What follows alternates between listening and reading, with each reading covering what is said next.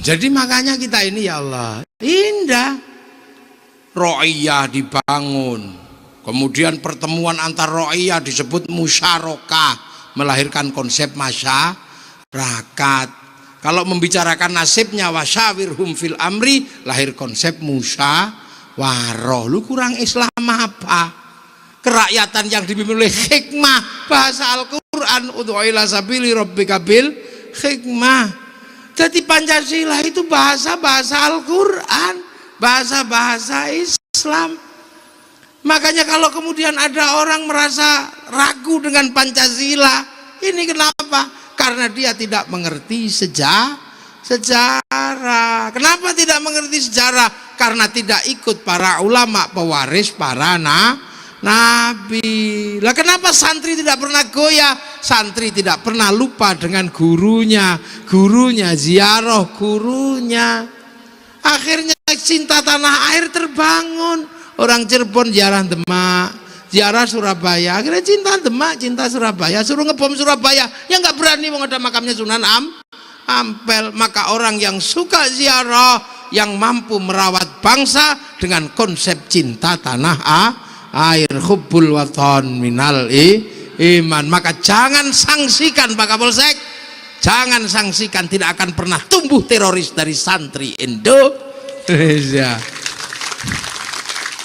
Nah, ada khutbahnya aja taklah, berdoanya aja bareng.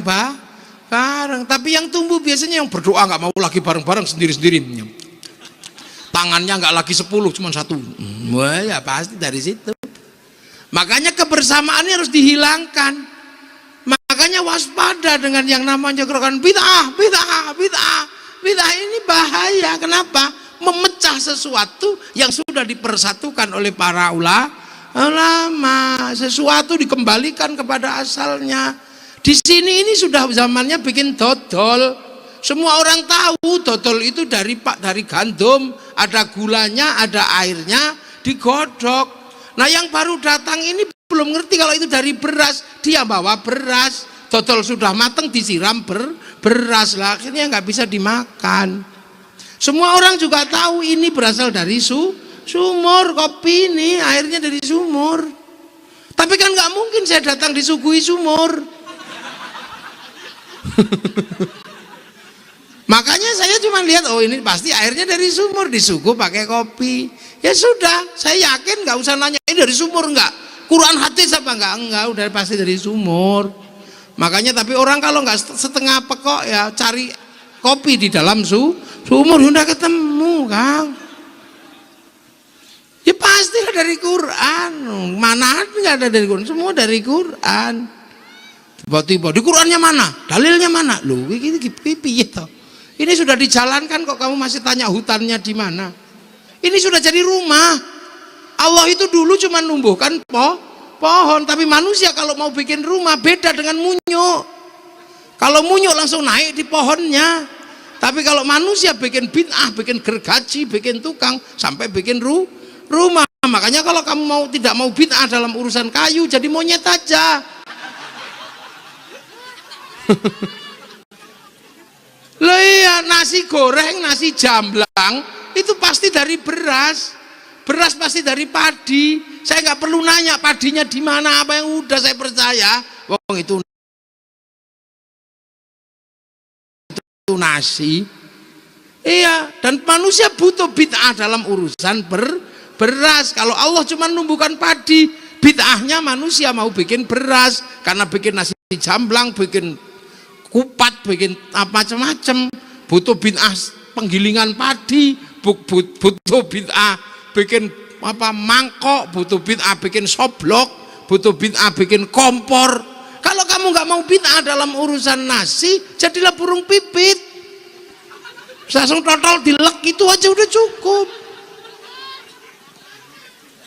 Lah ya, makanya Islam ini turun terus, berbeda aktor, berbeda ini. Maka Rasulullah ini menjadi sumber. Nah pengikut berikutnya menggunakan cara bacanya dengan cara baca kias, cara baca ijma, cara baca asasut tasyri', maqasidus syar'iyyah, usul fikih. Fikih ini adalah jembatan agar kita sampai cara membaca apa yang dilakukan oleh Rasulullah sekali saja menggadaikan jubahnya pada orang Yahudi, tapi itu bisa menginspirasi dan menjadi sumber bahwa berdagang itu boleh dengan orang lain. Rasulullah qadha sekali sholat subuh sekali aja, tapi umatnya bisa membuat contoh, bisa kodok berkali-kali, kan itu sunnah. Itu makanya ada ijma, ada qiyas, ada apa, ada usul fikih. Itu Rasulullah itu juga pernah sholat. Itu kayak kalau kita kayak anak kecil itu lah, sholat sarungnya ditaruh di leher itu pernah Rasulullah. Makanya ada sahabat itu pernah mau sholat, jubahnya dicentelke malahan, pecinya, terus kemudian sarungnya diikat di sini. Kenapa? Dulu Rasul pernah begini katanya, aku mau nyontoh. Rasul menjalankan cuma sekali, tapi kita bisa berkali-kali kalau kita nanam bawang di sawah. Nah, itu juga susah. Loh, makanya kita butuh ijma, butuh qiyas. Akhirnya itulah namanya syariat yang berjalan terus mengikuti zaman-zaman yang berubah sampai nanti akhir zaman. Lah itu syari'. Lah kenapa sekarang umat Islam banyak sekali ribut? Karena ada orang tidak mau menerima ijma, menerima qiyas, nggak mau. Nah makanya di dalam syariat akhirnya mereka nggak punya sambungan. Akhirnya mereka kembali kepada Quran sunnah. Sampai bayangkan syariat itu jalan tol begini, sudah berjalan ke arah sana, tahu-tahu ada yang balik, ya tabrakan. Makanya ada yang kembali pada zaman Rasul, ya tabrakan, Kang, tabrakan. Kenapa? Karena mereka nggak punya bekal. Orang kalau kembali kan bekalnya dikit biasanya, kemungkinannya gagal di masa depan atau bekalnya kurang. Makanya yang suka kembali itu kan bekalnya kurang. Ngajinya cuma bab jenggot tok, ngajinya bab apa ya, kurang bekalnya. Nah kalau bekal kurang, ya sudah, nggak usah mundur lagi, naiklah truk ikut numpang orang. Itu makanya santri kalau bekalnya kurang nggak usah kembali, cukup taklid, ikut aja gitu, naik belum mesti sampai sana.